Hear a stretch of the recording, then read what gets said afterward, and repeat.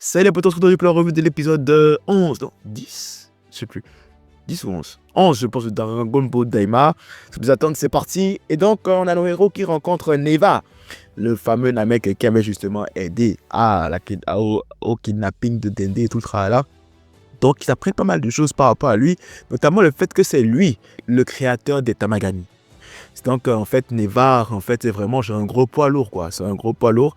Et là, en fait, il dit qu'en fait, il avait déjà compris tout ce qui allait se passer. Il avait déjà typiquement prévu toutes les actions de Goma et tout, si tu veux, quoi, tu vois. Et donc, ils lui ont posé beaucoup de bonnes questions. Ils lui ont demandé, en fait, mais pourquoi tu n'as rien fait par rapport à ça? Pourquoi est-ce que tu n'as pas fait? Il a juste simplement dit que, bon, il ne sentait pas qu'il y avait un truc néfaste qui se passerait. Donc, pour lui, en fait, il ne voyait pas l'utilité forcément genre d'intervenir, quoi, tu vois. Et donc, par rapport à tout ça, il arrive à sentir les Dragon Ball, évidemment. Puis, le truc, c'est que les Dragon Ball, à la base, étaient supposés, en fait, récompenser les Namek. Ils étaient supposés récompenser les Namek. Et du coup, les Namek, non, ne sont même pas supposés se battre. Ça, c'est drôle parce que juste après, quand il a dit ça, en fait, t'as tout le monde qui a picolé en mode ah ouais, donc, t'es même pas supposé te battre et t'as fait tout ça, là. T'as fait tout ça là, tout ce qui est Pico Mao, tout ça là, le truc au tournoi Bidokai là, quand t'as détruit le terrain, tout ça, c'était pas supposé faire ça, c'est ça? Ah, ça, c'était vraiment drôle. C'était vraiment drôle. Et donc là, t'as un peu Glorio qui est un peu en PLS-ish là, tu vois. T'as un Glorio qui est un peu en mode pas très serein, qui est un peu chose là. Est-ce qu'il pense que le gars, le Namek Vena, je sais plus trop, je sais plus, j'ai oublié son blast, Vera, je pense. Est-ce qu'il pense que ce Namek là, en fait, va contrecarrer ses plans? Probablement. Est-ce que le Namek en question a vu dans son jeu? Parce qu'on a vu que Piccolo a pu lire les pensées du Namek et tout. Et en fait, Piccolo l'avait cramé dès le début. Alors qu'à la base, le Namek voulait faire en mode oh, je suis sénile et tout. Mais Piccolo l'a cramé dès le début, ce qui a fait qu'ils ont pu tirer le maximum d'informations de sa part. Et surtout, en fait, aussi, ils ont besoin de Neva. Ils ont besoin de Neva pour pouvoir activer les Dragon Ball en fait, parce qu'il faut le langage Namek. Chose que Piccolo apparemment ne connaît pas. Soit il ne connaît pas, soit il l'a oublié parce qu'il est trop resté sur Terre. Mais bon, bref, Piccolo ne leur est aucune utilité là. Ce qui me pousse à me demander, mais c'est quoi son utilité là, Piccolo là en fait? Parce que moi je me suis dit que peut-être ça va un lien avec les Dragon Ball et tout. Mais si c'est déjà Namek qui s'en occupe, à quoi Piccolo va servir? Est-ce qu'il va juste être là, genre, en tant que spectateur, commentateur, ou il va faire quelque chose à un moment donné?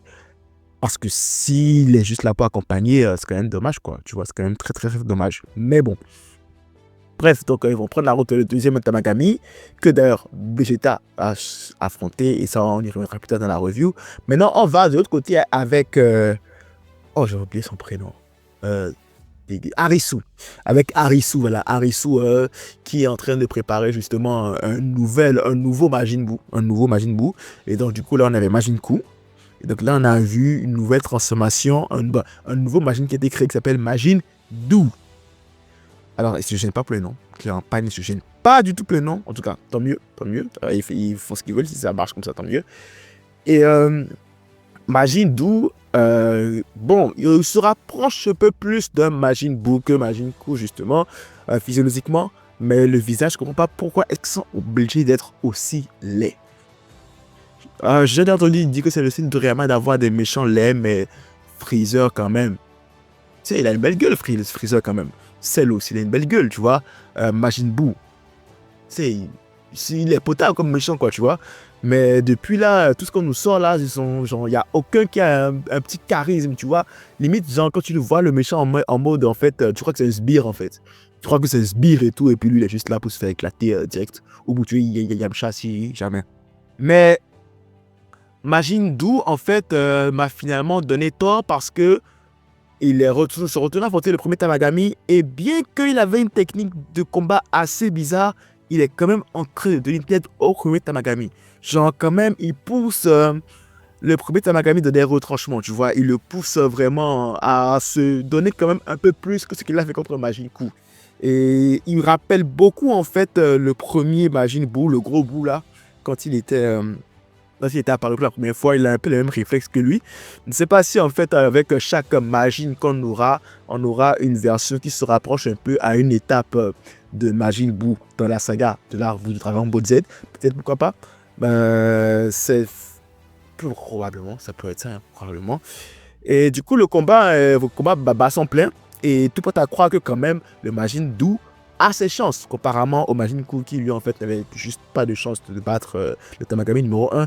Tu sens quand même que le Majin Buu, il y a moyen. Il y a moyen qu'il fasse un upset. Il y a moyen qu'il crée la surprise, quoi, tu vois. De l'autre côté, maintenant, on voit Vegeta qui va affronter le Tamagami numéro 2. Et franchement, je ne comprends pas pourquoi les gens ne respectent pas Vegeta comme ça. Respectez Vegeta. Comment Pandy va regarder Vegeta dans les yeux et lui dit que est-ce que toi tu es sûr que tu peux battre le Tamagami numéro 2? Mais attendez, vous croyez quoi là? Oui, Goku. Vegeta c'est le numéro 2 de Goku. Mais Vegeta c'est quand même le prince de Saiyan. Hein. Qu'on le veuille ou non, c'est le deuxième plus fort du vert, si je dis pas de bêtises. Hein. Si on compte pas Super et tout, machin là, Vegeta c'est le deuxième plus fort. Hein. C'est le deuxième plus fort. Donc si Goku a battu le Tamagami numéro 3, Vegeta est quand même capable de battre le Tamagami numéro 2. Alors que je ne connais pas trop si les numéros, en fonction des numéros, tu as l'échelle de puissance qui se différencie de façon trop grande. Je ne pense pas. Mais bon, quand même, Vegeta, respectons Vegeta un peu là, tu vois.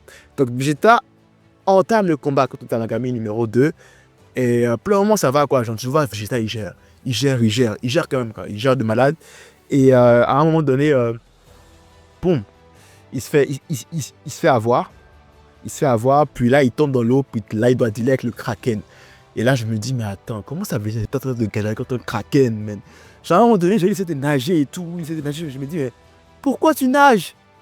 Active le ki, deviens Super Saiyan, genre vole, je sais pas. Ou bien il y a un truc, on l'a dit, si tu deviens Super Saiyan, c'est que t'as perdu. Il y a un défi en mode ne deviens pas Super Saiyan. Mais utilise ton ki, genre, je sais pas, fais quelque chose. Genre, il avait l'air de tellement galérer.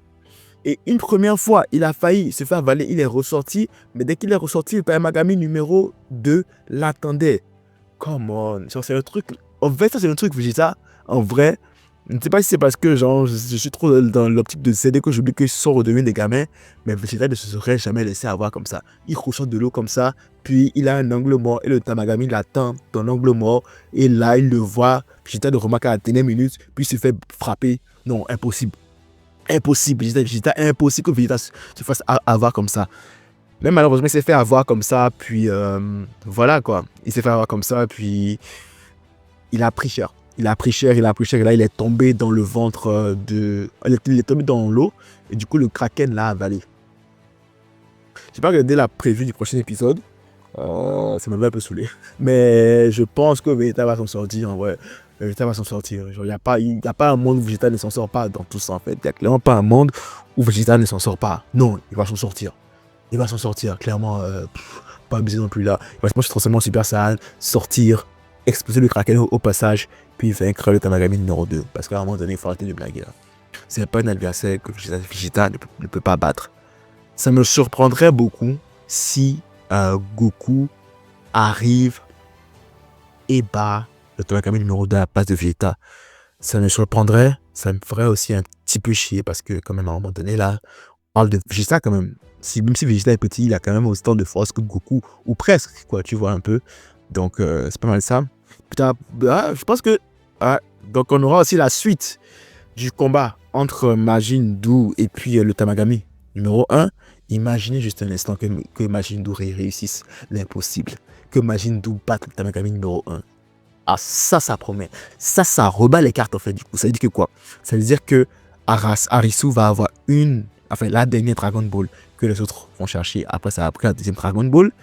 Ce qui fait que quand même, il y aurait une potentielle confrontation avec les Majin, puis la Z-Team.